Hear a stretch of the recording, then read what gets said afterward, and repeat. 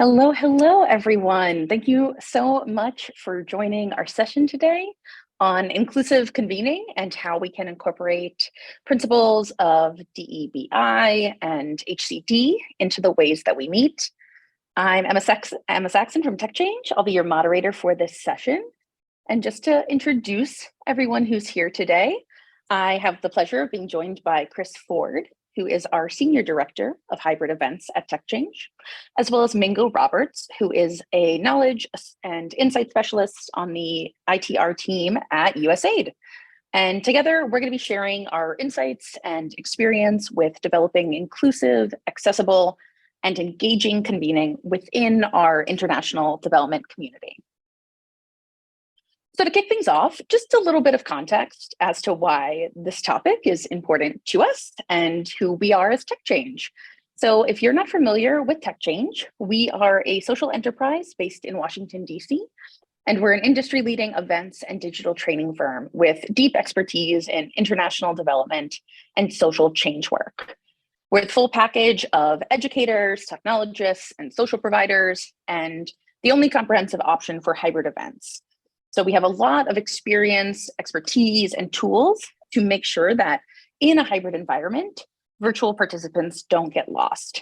And so we hope that today, this conversation helps shed some light and demystify the process of creating a really inclusive hybrid event. This session was born out of a guide that we created to help our partners learn how to host a great hybrid event. A lot of times we work with partners who are project directors and program managers who get kind of tasked with hosting events on top of their full-time job. So they don't have deep expertise in event management. They don't have a lot of time. So we really want this to be kind of a playbook and a free resource for event planning, specifically for hybrid events. So it includes the what, the why, and the how that you need to get started. And you'll all receive an emailed copy of the guide after this presentation.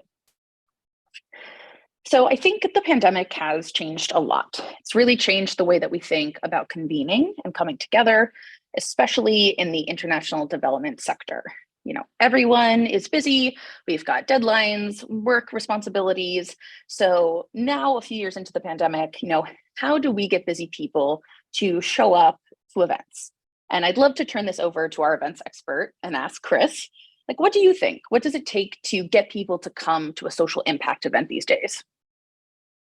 Yeah, well, thanks, Emma. Well, at TechChange, we have done a lot of brainstorming and a lot of reflecting on what it really takes to make an event worth it to attend. But so here's what we do know for absolute sure. Everybody's time is valuable and finite, right? But what we've discovered is that people show up to and engage in events that have a couple of different characteristics. Number one is flexibility. People want, both dynamic in-person and online content and opportunities to participate participate in ways that in times that fit their lives, right? People also show up and want to go to events that have technology that is intuitive, number one, and also easy to navigate.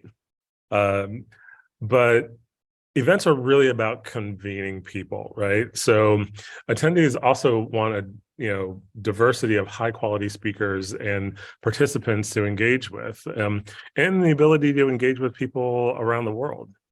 But during this brainstorming, we've also been listening, right? So, and you don't have to be an event expert to know a bad event and what doesn't work. So, as an online participant like today, these passive breakout sessions where you're simply talked at and there's no interactivity, that doesn't work. Or if you're participating virtually and there's a static wide shot of a moderated panel discussion, also not very engaging, right? So, and then if you're attending a session in person, going to some uninspired, hard to find venue is also, just a horrible part of any event. So, our partners have a lot to think about when it comes to thinking about making a hybrid or any event really worthwhile.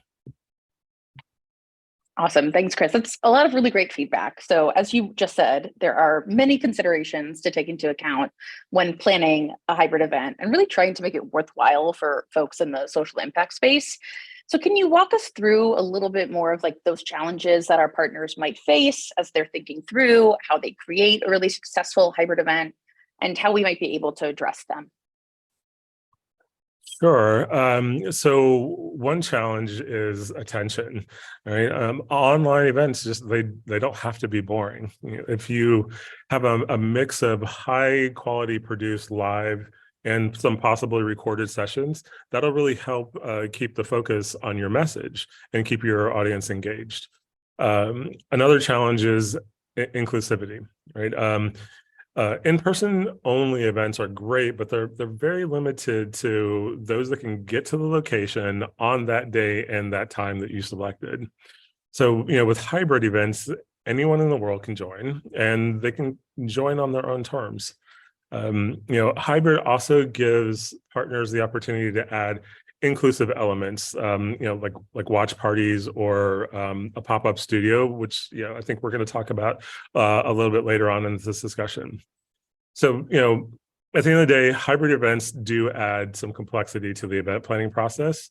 And as I mentioned before, we have done a lot of reflecting, a lot of brainstorming on the process so that our partners can really focus on creating some great content. Absolutely. So there are a lot of different motivations for people to attend events, and the hybrid model can really meet those motivations, but also meet those constraints, like you were saying. So I think it's really clear that we as a social impact community have made a lot of strides with inclusive convening over the last few years. There's a lot more intentionality around making events accessible and inclusive. But as we return to in-person events, we really don't want to lose these lessons that we've learned in these challenging times. So we believe that a hybrid event model is a really great and tangible way to put the values that we hold of diversity, equity, belonging, and inclusion into practice, especially relevant as we talk about decentralizing power, which is a huge theme of today. So I'd love to turn it over to our colleague Mingo and ask a little bit about how hybrid events relate to your work and how you're approaching them. Yeah, thank you, Emma. So, and I'm going to give a little bit more on my background. I've been with SID-US for about 3.5 years, almost 4 years. I work in the technology division, and outside of AID, I have about 17 years overall of digital communications, marketing, and digital enablement experience.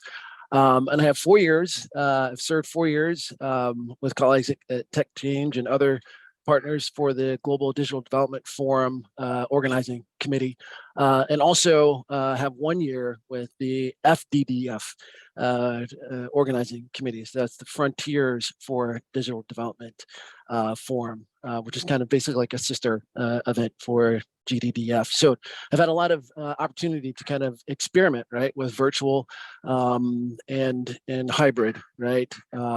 So I just want to share with you guys a little bit about how we've tackled this at AID, and then maybe just a little bit about what we've done with GDDF. But and I want to look back just a little bit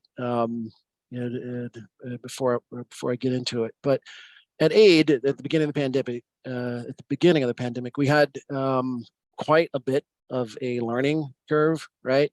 Moving to all virtual. It was basically like a culture change, right? And I can give you an example of something that we used to do, like February of 2020, we were still using a call-in conference line, right? For that, you had to like book with a calendar, right? To make sure that like no one else was like grabbing the conference line, right? And we had Google Hangouts, right? Like we had that to use, we just were not using it until we were forced to use it, right?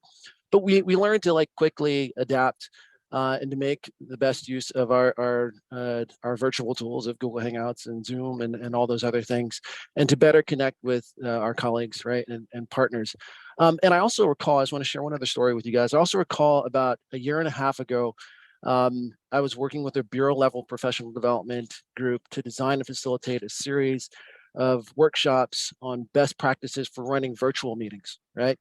And two things stood out about this experience. So number one, in the sessions, based on the questions and comments that we got, we realized the value that people saw in getting well thought out instruction and guidance on how to do virtual, and that they appreciated, and you mentioned intentionality, right? Being intentional. They appreciated not having to figure it out on their own, right? Like having intentional instruction, and designed instruction, and avoiding trial and error, because there had been a lot of trial and error, right? We kind of got over that hump with through trial and error. So, and then the second thing, and keep in mind, this was a 1-year engagement, right? This was over 12 months that we did these workshops. We realized about halfway through the year that we needed to expand our curriculum to include content on organizing hybrid workshops, right? Hybrid workshops, meetings and trainings and events, right? We got a demand signal from people that had been in prior trainings, and then folks that had heard about our trainings, that's what they wanted, right? And in particular, it was because we were seeing this return to the office, and people just weren't sure. They just weren't sure where we were with this, right? And how to do it. So, and I'll just close with this, and I want to reflect just for a second on this quote from Mark, right? In this quote, right, the thing that jumps out for me is, we want to make sure that people from all over the world can participate in a meaningful way, right? So the agency has a global workforce. We collaborate closely with the international global development community, right, in GDDF and FDDF, right, and organizing these events.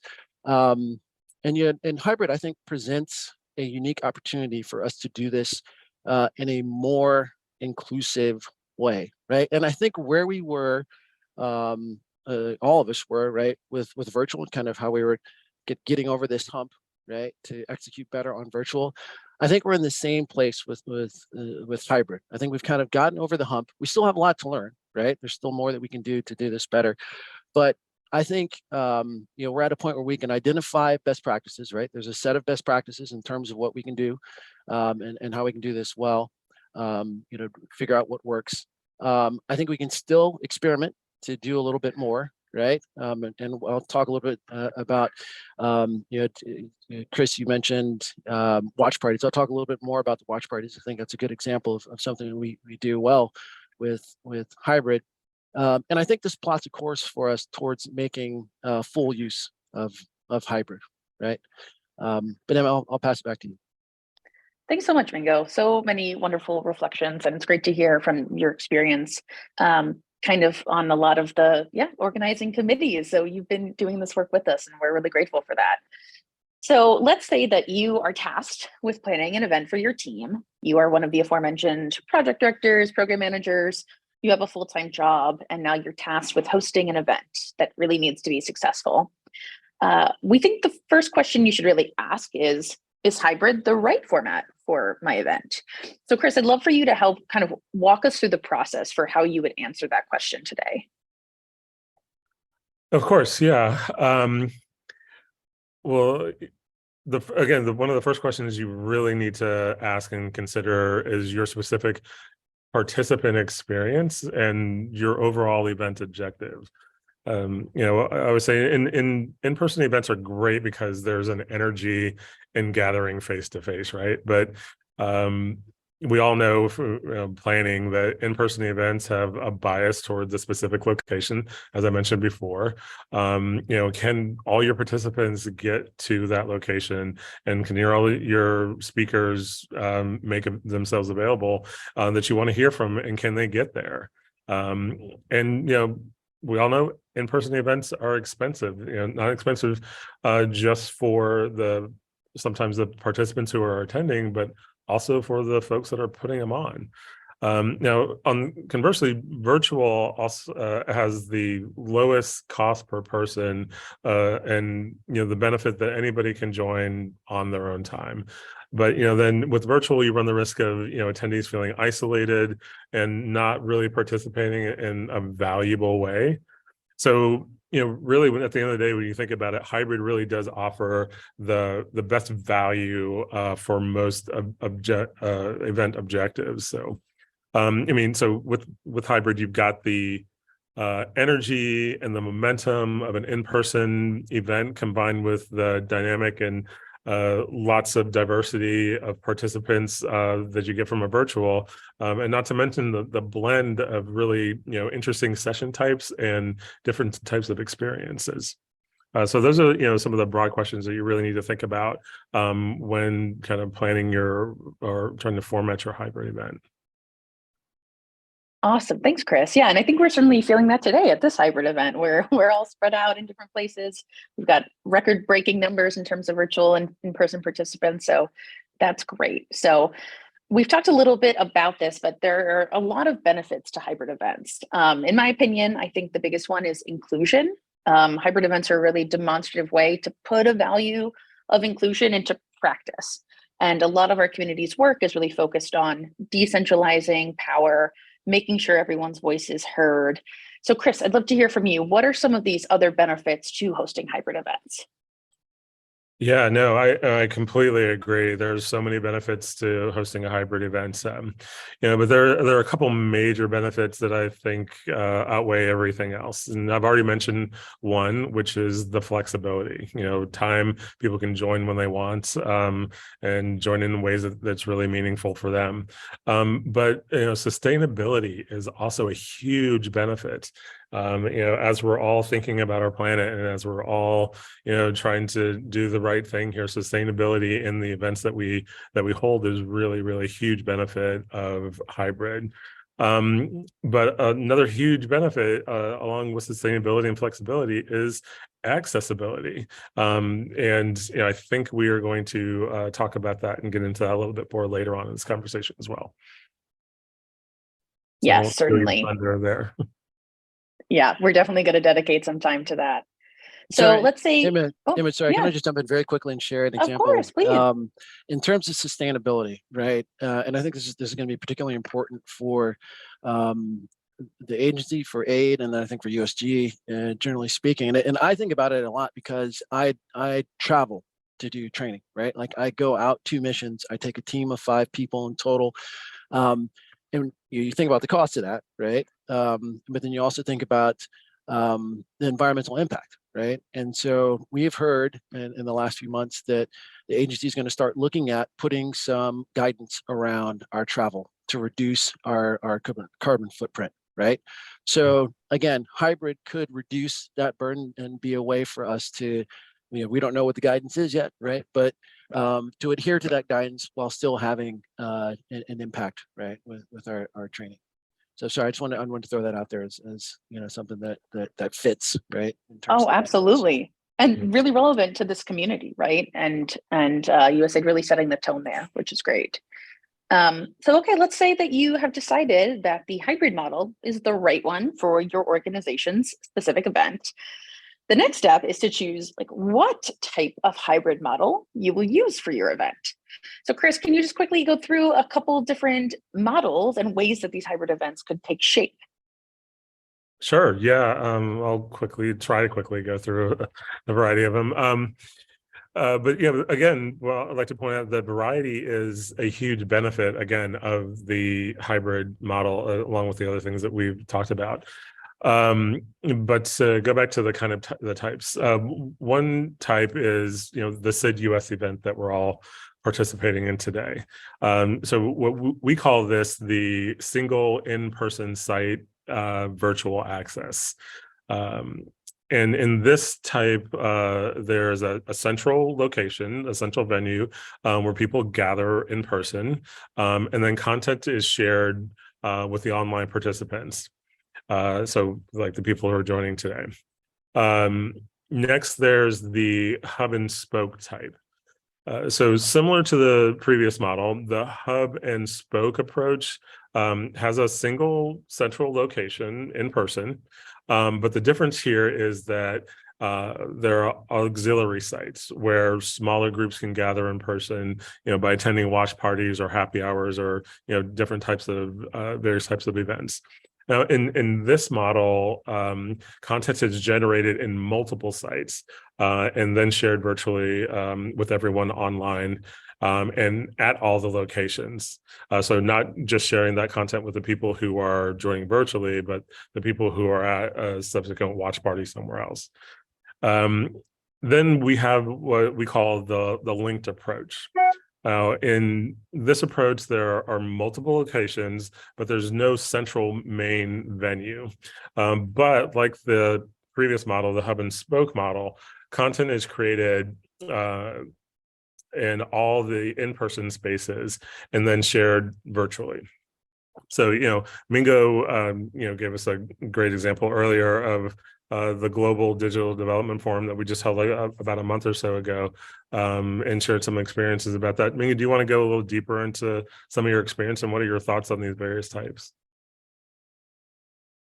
Yeah, I'm just I'll talk a little bit more about the hub and spoke at the end, but for that one resonates the most for me, right? Because you can have one primary event that's in person. You can have these other events, such as, it doesn't have to just be watch parties. And I think that there's other things that you could do, right? But the watch parties is that's what we've done with the GDDF and FDDF organizing committees. But I think that this hub and spoke, this satellite event, if you will, in some ways takes on a life of its own, right? And so the people, you're ensuring that the people who are participating outside of that primary event aren't having kind of this isolated experience, right, by themselves on the computer, which is kind of what we all went through during the pandemic, which definitely had shortcomings, right?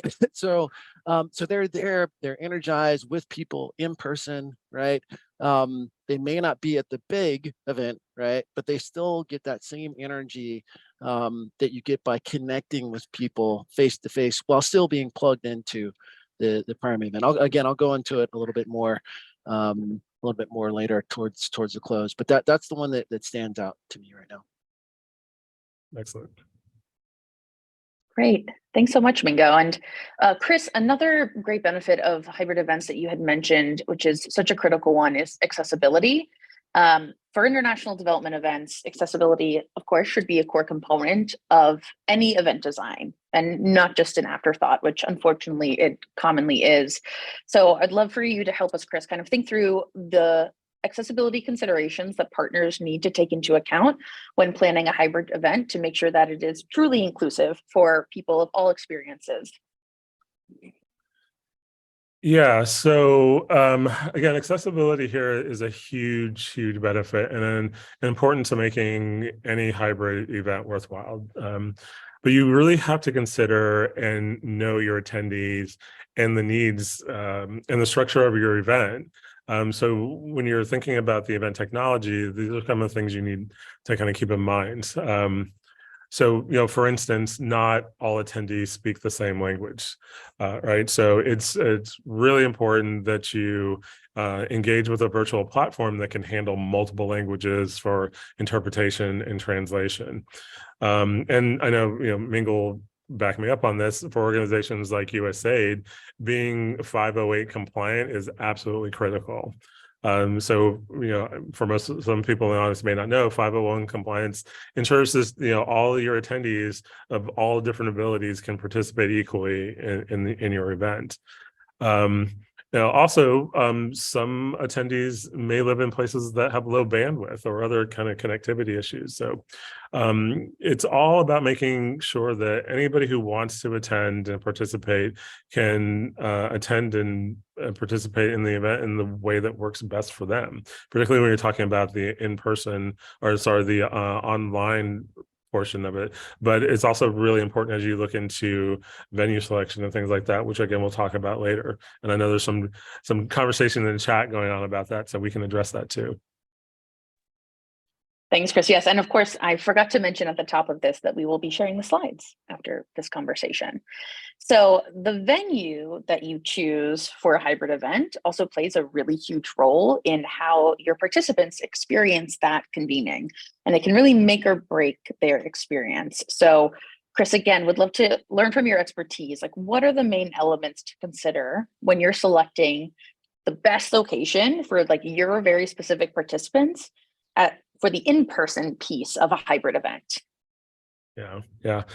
Well, I have a lot of thoughts on this because venue selection for me is so critical to the success of any event and any hybrid event. But there's a lot of things to consider. But first, I think it's best practice to kind of generally have an idea, a framework of what your overall agenda is, so that you can select a venue that can accommodate the number of attendees that you expect at the event. I saw a comment in the chat earlier, a pet peeve of some planners is not having enough room for wheelchairs to get in between tables or access to the plenary room. And you also have to make sure that you're picking a venue that can handle the number of breakout sessions that you're planning to have. If you can't get everybody engaged in the breakout session because you're splitting a room and you can hear between the two spaces, that doesn't work and it takes the focus off your message. And then there's a number of other considerations that you need to take into point on the venue. Like, does the venue offer all the services that is going to be necessary to make your event a success, and all the different amenities, like catering, for instance? Do they have an in-house caterer? If they don't, are you able to bring in your own service provider? And what are the regulations and rules around that?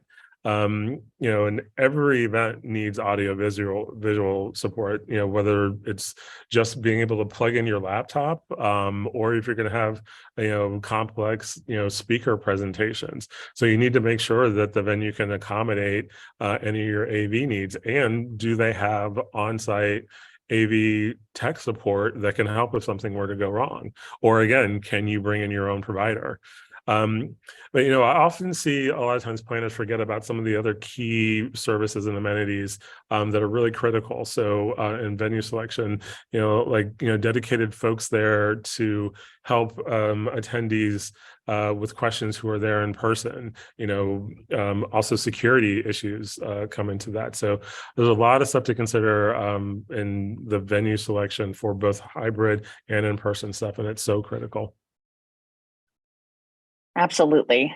Okay, so now that we've considered which hybrid format to use, how we can make sure our event is as accessible as possible, how we can approach venue selection, it's time to think about the actual sessions and what your event looks like from that perspective. So I think we've all sat through classic keynotes and plenary sessions at industry conferences or tuned into a virtual event over the last couple of years.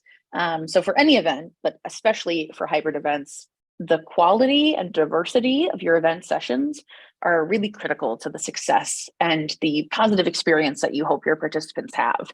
And there are a lot of innovative and interactive ways to bring content to your attendees through this hybrid format. So Chris, what's your favorite hybrid session type that maybe you could talk us through? Yeah, I really love a lot of the session types that we're putting out there at TechChange right now. But I gotta say, the pop-up studio is currently my favorite. We did this today here on site at SID-US. And the pop-up studio just really gives folks an opportunity to talk about the energy in the room, talking about the energy of an in-person conference that I mentioned before, but it also gives folks who are attending virtually the opportunity to feel the energy that's in the space, and again, not have them feel so isolated and as a different part of the same event. So yeah, I think really honestly, the pop-up studio and the way that we can engage with attendees and speakers right after they get off stage, that is honestly really right now one of my favorite things. Yeah, super, super fun. And I agree, one of my favorites as well. So as we are thinking through all of these questions, we wanted to add in a slide here with an activity that we often, as TechChange, conduct in our strategic ideation workshops to help partners really think through how they can make events valuable. So this is a great activity that can kind of act as a foundation or a map when you start to plan your hybrid event. And of course, following the principles of digital development, we really want to make sure we're designing for the user first. And we hope that this activity prompts you to really take a look at your stakeholders and participant personas, reflect upon the values you want to emulate from your organization. So you can start to kind of chip away at some of those challenges that we discussed earlier. And anyone can do this. You don't have to be an HCD expert, right, Mingo? I would love to hear from you about your thoughts on this. Yeah, no, absolutely. So I, for one, I am super excited about the ideation workshop for the GDDF committee. And I'm looking forward to the experience, right, that we'll all collectively share in doing this. And I see it as really as a necessary step to help us rethink how we can redesign and kind of benefit from the successes that we had for GDDF 2023, right? To make GDDF 2024 all the more, just all the more exciting and engaging, right? From a hybrid perspective, right? Making sure we're meeting the needs of the virtual audience, the in-person audience, and then those, right? Excuse me, in between. And I just wanted to share a couple things here in terms of this process and connect it to those watch parties that I mentioned earlier that are one of my favorite. So I think the committee, right, our GDF committee has always put the audience first, right? Like we've always thought about their needs and sought out effective ways to co-create with them to build a compelling agenda with exciting sessions, right? And some of this again was like that trial and error, right? And we've been doing this for 4 years, so we've tried a couple different things, right? And I think equally important, we've prioritized connecting with people across the world and have taken steps to proactively include perspectives and voices from the global South and other regions that have been traditionally underrepresented in global development events and conferences, right? So, and again, I believe that at this point, where we've gotten over some of the awkwardness with hybrid, right? Because I've seen it, I guess probably about 12 months ago, I was in a hybrid session that just didn't work, right? It was a meeting and it didn't work. It felt disconnected. The people that were, some of the people that were in the room were on laptops and just, we were all in the same meeting, right? So it just wasn't quite working. But I think we've kind of gotten over that hump, right? And again, we're at that stage where with virtual, where we started to move downward, right? On the hill and understand better how to do virtual. I think we're in the same place with hybrid, right? And a good example of that from GDDF is what we mentioned in these watch parties, right? And that hub and spoke model of the watch parties, which is something again that we first experimented with. This was an idea at FDDF, went off well, and then we decided to build on that success and do it again at GDDF. So, and in short, just a little bit on the watch parties. So the committee worked with GDDF ambassadors in multiple locations globally to organize these watch parties, right? And I said this earlier, right? In some ways, they took on a life of their own, right? They were still connected thematically and aligned with our programming, right? But it was almost like they were events, mini events within the larger GDDF context. But I attended the one held in Ethiopia that focused on how government could better develop and leverage DPGs, right? And experiencing that, right? Being connected with a group of people in Addis and being able to engage in different parts of the discussion, it gave me a that's it moment, right? I was like, this is what hybrid is. This is what good hybrid is, right? And I felt like, yeah, we need to do, we need to do more of this. And one thing that struck me, and I'll end here. One thing that struck me was while the technology made it possible, right? It wasn't about the technology, right? It was about our intentionality, right? Again, I want to go back to that word. It wasn't a fancy camera interface.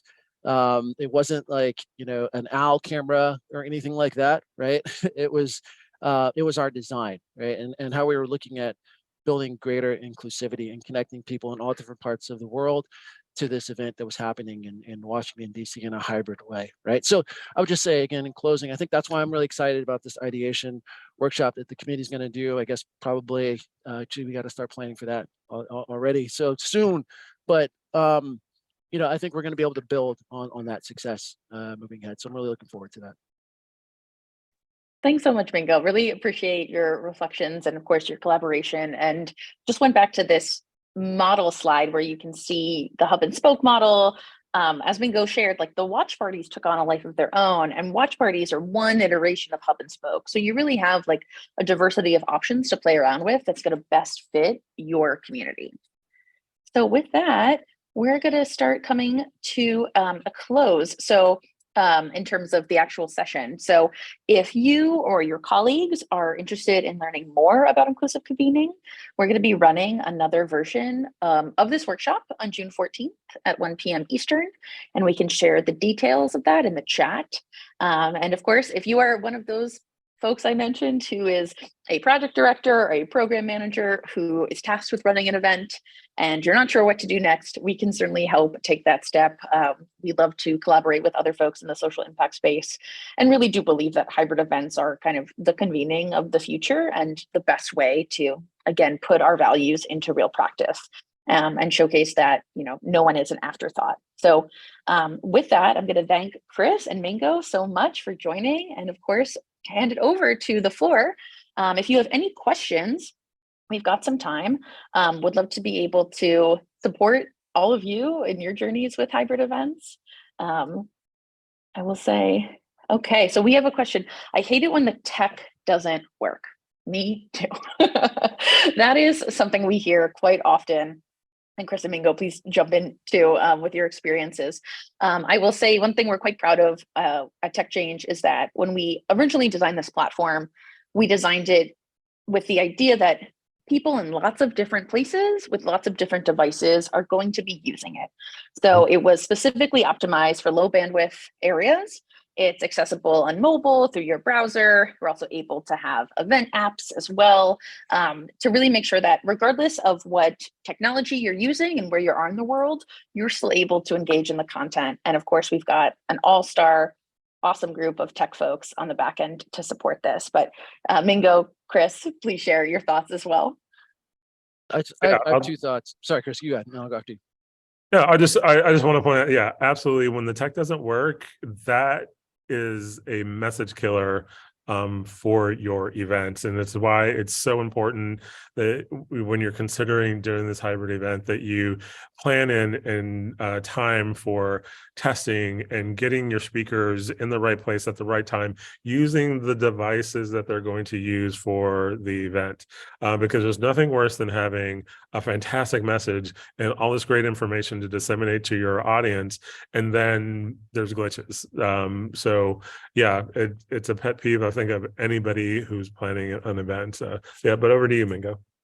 Yeah, so I just have three things, and that's all. That's definitely good advice, Chris. And I'll put an exclamation on the test piece, right? Test, test, test, test, and then test again, right? So if you're working with TechChange, you're working with some other vendor, like test as much as you can in advance of the event in order to anticipate or troubleshoot any kind of tech issues that you will have. Because I absolutely agree, tech glitches can definitely throw your event off.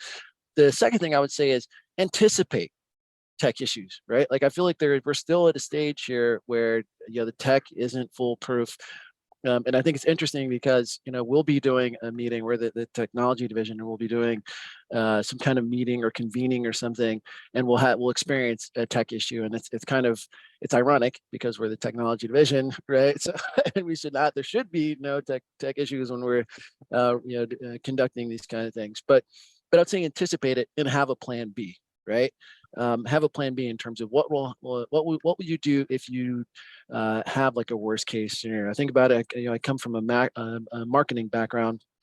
And I used to work at times on crisis communications, and we would go through these exercises where, we would basically build out a plan for like a worst case scenario in terms of how we needed to respond to some kind of, communications disaster. So I would say in your planning, and this kind of just falls into that testing piece as well. Like, what would you do if you had like a system crash or something along those lines? Like, be prepared for that so that if it does happen, it isn't as big a shock, right? And then I'll just go back to this. This isn't really a third thing. It's just kind of another component of the testing. And I'll give you a very quick example in terms of another thing that I learned from marketing. So we used to have, before we would send out different marketing emails, and these will go out globally. So they'd be going to people on all different types of devices, right? All different operating systems on these devices, right? And so we got a hold of this software that enabled us to see how our email would appear, right? On an iPhone that was running like whatever the latest version was of iOS, right? So, and we sometimes we would see like, okay, we're only going to be able to hit devices up to this iOS running system, because the test would show that any system that was before the latest version or before 3 versions back wasn't appearing correctly. So I think, again, a similar thing, like dig into that testing, figure out what your user experience is going to be, and in particular for your target audience. Like, if there's a really important demographic group of people that you want to make sure you engage and reach, understand what kind of technology they have available, and then test right on that to make sure that they're going to have a good experience. So I'll stop there. And if I can offer just one other little piece of advice on the technology and some of the things that I've seen people forget in planning these things. So Mingo, your advice about test, and then have a plan is absolutely right. But you also have to consider your audience again in this, and not all your audience members are going to be as tech savvy just because they can get on a Zoom and join a call doesn't mean they can participate. So you want to make sure that you have help desk people on the platform that you're using and all that to help guide people through the technology. So I'll leave that there. Yeah, absolutely. So really incorporating those HCP principles and like thinking through the full user experience, not only like what they want to get out of the event, but where they are physically, what device they're using, and then test. I think that is the mantra of this conversation. We have another question that says, I would love to hear any advice on the best way to replicate what you would previously have done with flip charts and sticky notes in a hybrid meeting. Which are the best tools? It's a great question. And I think something that comes up a lot when you're thinking about, taking an in-person activity and putting it into a virtual or a hybrid format. And luckily there are tons of great tools out there to be able to replicate that experience of like being in a workshop, using the sticky notes. There's Miro, Mural, Jamboard, boards, lots of different technological solutions that I think have really grown in terms of popularity and functionality since the pandemic began. And so many of us have switched to collaborating with colleagues virtually. The TechChange platform can integrate with all of those, which is great, but you can also use them and sign up for free trials. Highly recommend Miro. That's a favorite of mine, a really great project management tool. Like any tech, you got to get the hang of it, but I've used it quite a bit. Yeah, any thoughts from Chris, Mingo, or any other questions? I would just second that. And I would say, it's also, for me, it's, again, thinking about this, comparing this to events, conferences, and training are 2 different things. But we do some similar activities, right? Similar things. Sometimes we do similar activities of them, right? And I've been in environments where we've done kind of like a whiteboarding thing in Miro or on a Jamboard or something like that, and then we do that activity, that same activity, adjusted and designed for in person, and you do just get something different out of each, right? There's pros and cons to each, and I think as long as you keep that in mind, that like, okay, when we do this virtually, there's going to be certain things that are missing, or certain things that get touched on because we're doing it in a virtual environment, and then vice versa, right? So just think about that. Like keep in mind that they aren't identical environments. You're going to get different things out of them. And again, there may be kind of a core area where, okay, I got what I needed, right? Like if it was virtual, I got what I needed, even if it didn't replicate the the in-person. So that's just one thing I would add to that. Yeah, and if I could add some to Mingo's point on that, again, thinking about your audience, your objective for your events, is whiteboarding situation best for a virtual environment or in-person environment? And Mingo made a great point that they're not always going to be the same, but you have to adjust your content a little bit to make sure that you're getting to the objective, which means you have to really understand it from the outset of your concepts going into the event.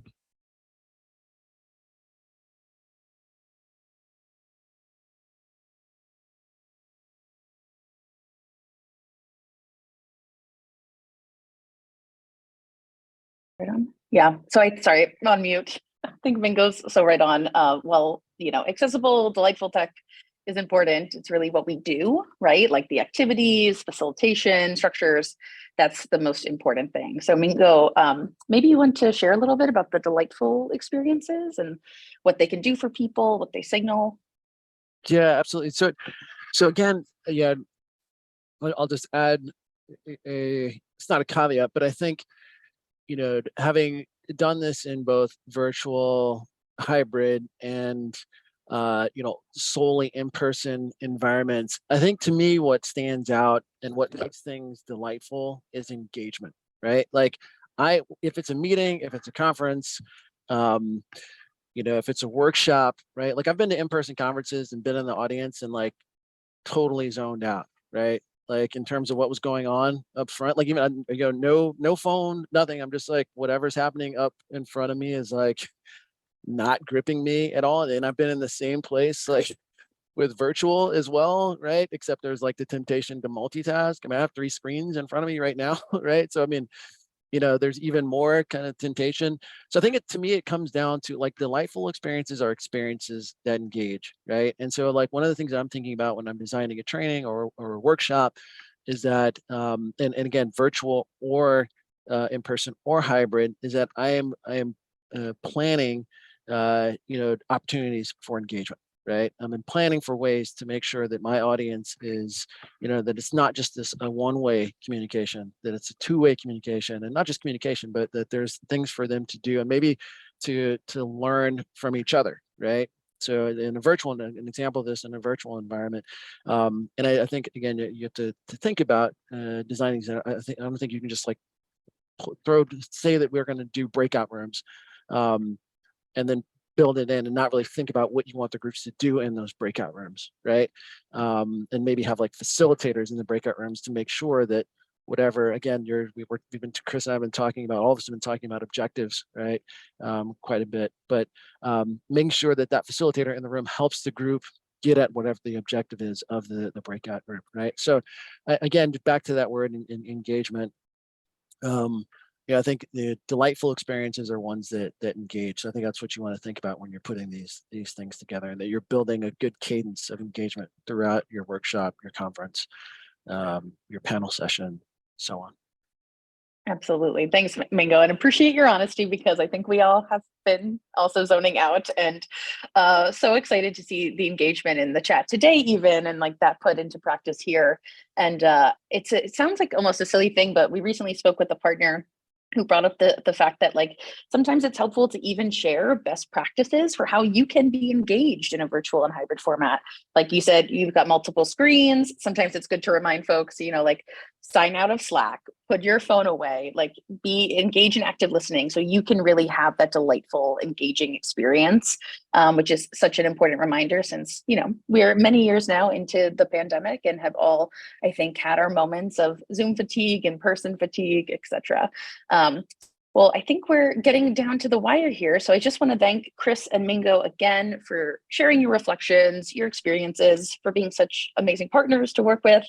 And thank you especially to everyone who's joined us today. It's so awesome to see you here. We would love to engage with you if you have other questions. We'd love to see you at our webinar on June 14th, which will cover the same topic. And of course, you'll all get a copy of the slides as well as the actual hybrid guide that we've put together and kind of, updated into a PowerPoint, but really appreciate you spending your time with us today and sharing your reflections, hearing your feedback. And of course, thank you to the SID team for hosting this wonderful event. So have a great rest of your day, everyone, wherever you are in the world. Thanks again, Mingo. Thanks again, Chris. Yep. Thanks, Emma. Thanks, Bye, Emma. It was everyone. great. Bye, Take folks. care.